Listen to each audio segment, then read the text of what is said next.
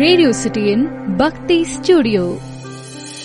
சென்னையினுடைய மிக முக்கியமான பகுதினா திருவல்லிக்கேணி. இந்த திருவல்லிக்கேணியில இருக்கக்கூடிய கோவில் தான் பார்த்தசாரதி சுவாமி கோவில். இங்க இருக்கக்கூடிய திருக்குளம் அல்லி மலர்களை கொண்டிருந்ததுனால அல்லிக்கேணின்ற பெயர் இருந்ததாம். அப்புறம் தான் அது திருவல்லிக்கேணி ஆச்சு. இங்க திருமகளே தோன்றிய திருக்குளம். ஒரு முறை திருமாலுக்கும் திருமகளுக்கும் நடுவுல ஒரு சின்ன சண்டை வந்திருக்கு. இதை தொடர்ந்து மகாலட்சுமி பூலோகத்துக்கு போறேன்னு இங்க வந்துடுறாங்க. இங்க வந்து வேதவல்லி அப்படிங்கிற பெயரோட அல்லிக்கேணி குளத்தில் தோன்றினாராம்.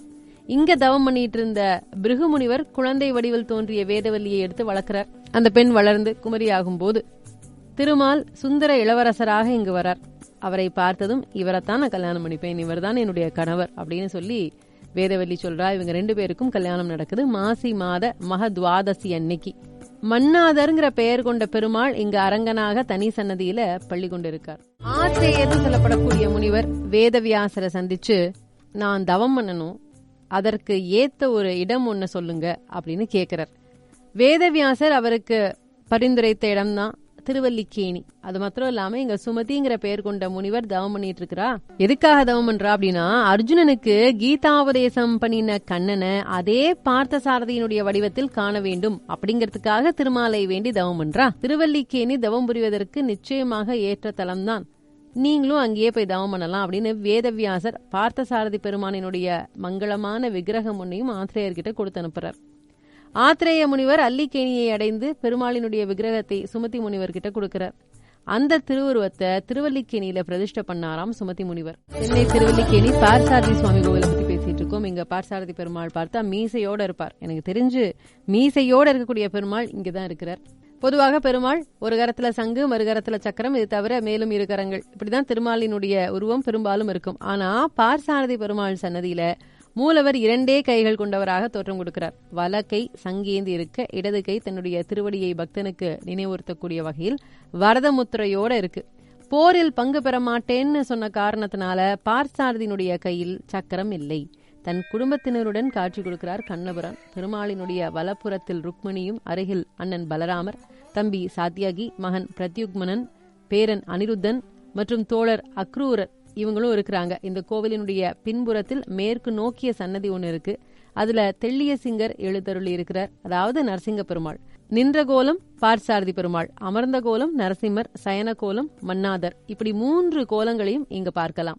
கோவிலினுடைய தெற்கு நோக்கிய மற்றொரு சன்னதியில ராமபிரான் தன்னுடைய 3 தம்பிகளுடனும் சீதை ஹனுமனுடன் காட்சி கொடுக்கிறார். மதுபன் அப்படிங்கிற முனிவரினுடைய வேண்டுகோளுக்கு இணங்கி இப்படி ஒரு காட்சி கொடுக்கிறார் அப்படின்னு சொல்றாங்க. பார்த்தசாரதி பெருமாளினுடைய உற்சவ மூர்த்திய முதலில் பாக்குறவங்களுக்கு திகைப்பு உண்டாகும். ஏன்னா திருமாலினுடைய முகம் தழும்புகள் நிறைந்ததாக இருக்கு. அது பக்தனுக்காக பரமன் ஏற்றுக்கொண்ட தழும்புகள் அப்படின்னு சொல்றாங்க. அதாவது பாரத போரில் அர்ஜுனனுக்கு பாதிப்பு ஏற்படாமல் இருக்க பீஷ்மரினுடைய கணைகளை கண்ணனே ஏத்துக்கிட்டதுனால உண்டான அம்பு தழும்புகள் அது. அதையும் மீறி கண்ணனினுடைய புன்னகை அப்படிங்கறது நம்ம பார்க்கும் பொழுது நம்மளை அப்படியே ஈர்க்குது இல்லையா? அது மட்டும் இல்லாம தினமும் அபிஷேகத்துக்கு அப்புறமாக கொஞ்ச நேரத்திலேயே இந்த பொன்னிற விக்கிரகம் கருநீல நிறத்தை அடையறதாக சொல்றாங்க. ஸ்ரீ ராமானுஜரனுடைய பெற்றோர் குழந்தை பாகியம் இல்லாம தவிச்சப்போ திருக்கச்சி நம்பியினுடைய ஆலோசனைப்படி திருவல்லிக்கேணி குளத்தில் நீராடி வேண்டின அப்புறமே அவங்களுக்கு குழந்தை பாகியம் கிடைத்ததாம். பார்த்தசாரதி பெருமாளினுடைய பெருமைகள் அப்படின்னு சொல்லும்போது பக்கம் பக்கமாக இன்னும் சொல்லிட்டே போறாங்க. தியாகராஜ சுவாமிகளும் முத்துசுவாமி தீட்சிதரும் இங்க தரிசனம் பண்ணி அருள் பெற்றிருக்காங்க அப்படின்னு சொல்றாங்க. பாரதியார் கண்ணன் குறித்த பாடல்களை பார்த்தசாரதி பெருமாளை மனதில் கொண்டே எழுதினார் அப்படின்னு சொல்லுவாங்க. திருவல்லிக்கேணி பார்த்தசாரதி சுவாமி கோவிலை பற்றி, பெருமாளை பற்றி நம்ம பேசிட்டு இருக்கோம். விவேகானந்தர் அமெரிக்கா போனப்ப முதல்ல அவருக்கு அங்கீகாரம் கிடைக்கலையாம். தன்னுடைய நெருங்கிய நண்பரான அலசிங்க பெருமாளுக்கு ஒரு கடிதம் ஒன்னு எழுதினாராம்.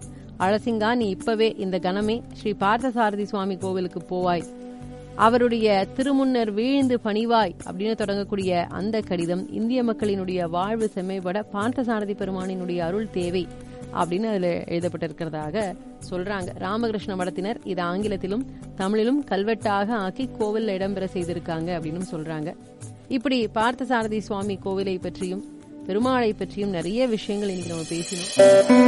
ரேடியோ சிட்டியின் பக்தி ஸ்டுடியோ.